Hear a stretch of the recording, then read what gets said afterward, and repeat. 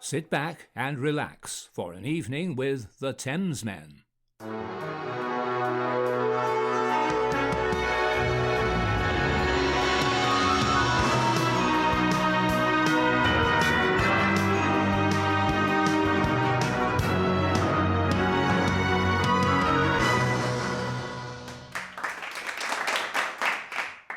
Hello! Oh, you got me by surprise. As your T-shirt gets me by surprise. That's very pink there, sir. It is very pink. It is very pink. A friend made it for me. Oh, did he? That's very nice. I like it. Yeah, what's on the shoulder? It was for the other. It was for my. It was. I'm not giving away my age, but but it was for that. And anyway, hello everyone. Now we've got into the nitty gritty. My name is Alex, and I'm in San Francisco. I'm George. I'm in Los Angeles. And how are you, Los Angeles? Oh, Los Angeles is good. Los Angeles has been going to multiple gigs recently, and got one more to go tomorrow. So gonna have some like video reports coming up real soon. You do. I think. What have you got coming up? Might as well tell the crowd. I think you got Nightwish coming up. Nightwish video report, Fontaine's DC video report, and tomorrow night the show I'm going to is The Warning. I can't wait. Thank you, Kevin the Trucker, by the way. So yeah. All right. So tonight, George. Tonight, I would like to. I mean, everyone can see from the title what it is. Mm-hmm. But I wanted to just bring this track forward because we just signed off and finished Aussie Week 2, didn't we? We did. Absolutely blinding week. Great music, great response, great comments. Thank you. Yeah, we found the OG liquor, Toad Liquor, as well. Did you see that? Well, I don't know. I think you misinterpreted, unless I misinterpreted, because the very first OG Toad Liquor said that they tripped on a curb, and you said, and they were like a kid or something. And so I think it's the wrong kind of tripping. But then if you read the thread, there was another OG Toad Liquor who did say they tripped on a curb, but they were chasing a butterfly, which is slightly suspicious to me because chasing butterflies, that's a sign of toad licking, I think. It definitely sounded toad licking. Yeah. Anyway, the week was a out and out success. You could probably tell from our reaction, we loved every single track, and it got better and better and better. And the combination was it goes blank. It was Cold Chisel, wasn't it? Yeah, it was Cold Chisel. Bow River was the culmination. It was fantastic, and but it was a great week. Anyway, so we lots of suggestions. And then this one popped up as a suggestion. And so before we do a week 3, we wanted to do... Don't give it away that we're going to do a week 3. Oh, we're not going to do a week 3. Might as well. Because you could tell... Wait a minute. Hang a second. It's the marketing department. Yeah. No. Twat. Yeah. Yeah. All right. We're allowed to announce week 3. We will be doing a week 3, won't we, George? Yeah, maybe. I don't know. I'm not going to say anything. I'm just going to say. No, you got the all clear answer. So we've got Bowie week coming up first because we work in the because we're so organised. We got Prog week coming up. We got Odds and Sods, and then we're going to do an Aussie week 3. So start leaving your suggestions down. You don't think we've got enough suggestions already? Have you read the comments? I know. But tonight. We got Joe Bonamassa. Is that how you say his name? Bonamassa. Joe Bonamassa. Bonamassa, and you're all famous Jimmy Barnes. Bonzi. Sweet. Hopefully he punches Joe out. No, I'm only kidding. No. So, okay, we're gonna go over that a bit later, but let's let's do the music first, shall we? Yes. All right. Let's do it. So yeah, a cover of Lazy by Deep Purple. So everything is in our wheelhouse here. Oh, that's perfect. All right. I think I love a guitar solo. Huh? I love a guitar solo. Okay. Are you ready? Yes. 3, 2, 1, go. Oh, the old Hammond.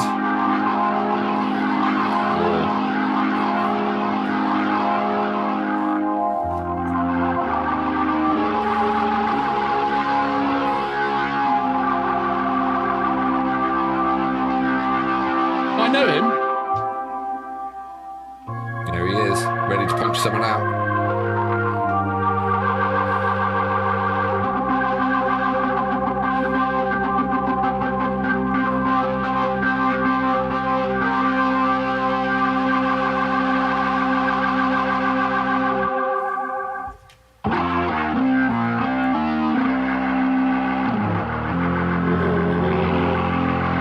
moody sound.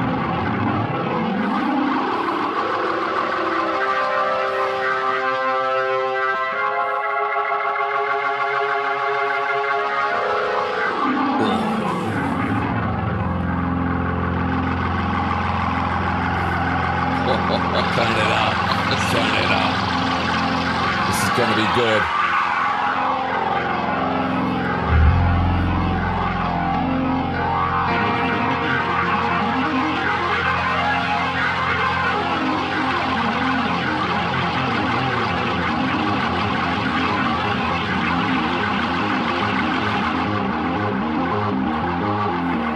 Such good sound.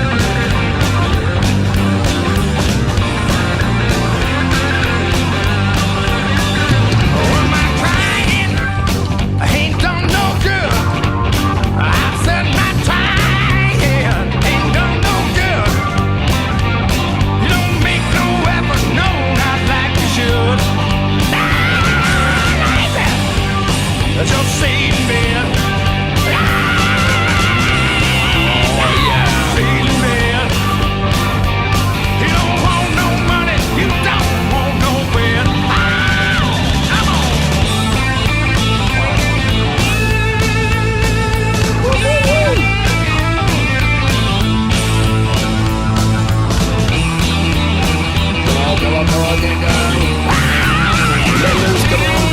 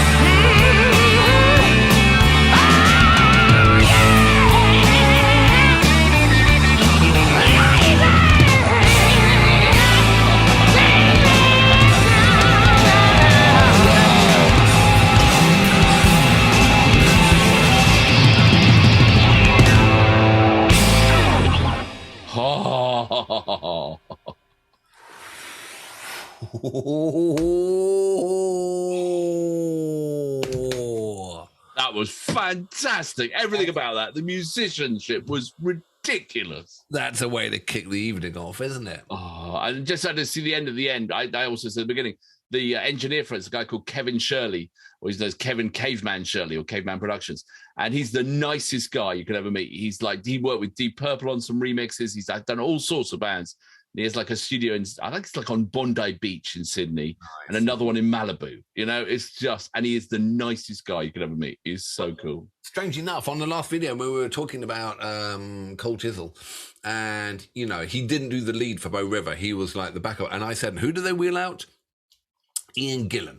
And the next track we see, he's doing a Deep Purple. I mean, he is up there with Ian Gillan. Oh yeah, I mean that whole band. Like, who was playing the Hammond? Like, I didn't like him. Really, I loved that dirt at the beginning. I like the Hammond. I didn't like him. Really, why not? I play keys, and obviously my old man plays keys and whatever. And I mean, he's up against John Lord as well. I mean, it's right. I mean, you know, it's just like, that's the trouble, right? You got, you know, when you're up against John Lord, it's just, no one's going to be as John Lord, is it? Well, I know, okay, fair enough, but it was still great to hear. It's like, he did a good job, but I didn't love his runs, and he was good. But I love the sound of it. Oh, I love that sound. That was fantastic. That was great. And Joe Bonamassa, I mean, unbelievable guitarist. Really, really unbelievable guitarist. I know you've got a thing, but let's talk about the music. Let's not get your personal. I actually thought he was absolutely phenomenal in that. He got himself into a couple of holes, and I thought, how are you going to get yourself out of this?